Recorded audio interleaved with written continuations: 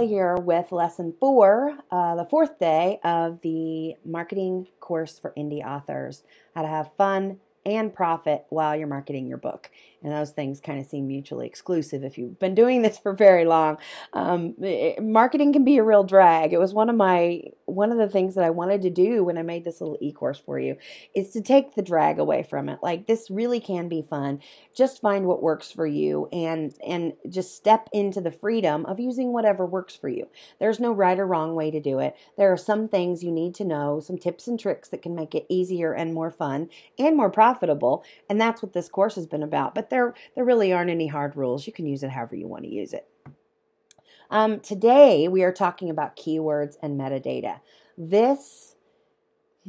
I probably could have made the entire marketing course based on the keywords and metadata. This is the way, the keywords and metadata is the way I take my authors to bestseller status. I don't post them on a bunch of free download pages on Facebook. I don't pay for people to download a bunch of them in the first couple of hours the book's out. I rest my marketing efforts on behalf of my authors solely on the keywords and the metadata that I embed in the book. Now, if you're not sure what your keywords should be, easy way to do that is go over to hashtag.org and go in the search bar at the top and just type in one word that you can think of that your book is about. And it will give you a bunch of variations on that, and then a number next to it how much it has been used. That's on Twitter, but it also ranks Instagram and kind of everywhere. Everywhere that hashtag has been used, they'll have a number beside it. The hashtag and the keywords for marketing purposes, they're the same thing. They're really the same thing. And so because Amazon is king of bestseller of books, period, you're going to translate hashtags into your keywords. I have found that to be such a good idea. It has been just a no-brainer that when we get the keywords and the hashtags right and use those for keywords on Amazon, we have a bestseller often before we even know that the book is live. It's already hit bestseller in multiple categories. So you have to know your reader. Your message has to be very clear. You have to know exactly what you're saying in order to come up with the keywords. But you can do it. You can go over there and just brainstorm a little bit on hashtag.org. It's free to search. It's not a paid paid site. They have a premium version, but I've bought it and it doesn't really offer you, I don't think it offers the independent author that much. It's not expensive, but I don't think it's worth that much to pay.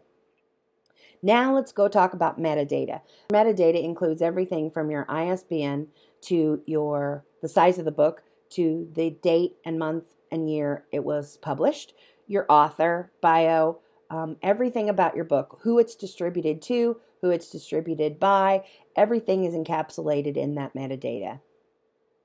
I think if you write a really good author bio and a really good book description, it does the bulk of the work for you in terms of what metadata can do for your marketing efforts. And that's where I put all my focus on. So if you're not certain about your book description, here's a way to see if you have a good book description, because this is also what gets you ranked in Amazon. Choose your keywords and try to use all of those keywords, those 5 to 10 keywords you picked from the hashtag.org. Try to use all of those in your book description. The more times those words appear in your manuscript and your book description, the higher in the Amazon rank, and then the rank among all booksellers your book is going to go.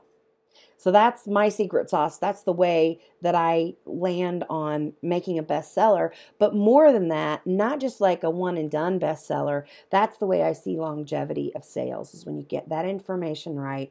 Every time somebody goes on Amazon, Barnes & Noble, wherever, every time they go looking for a problem that you've solved or a topic that you've talked about in your book, they're going to find you.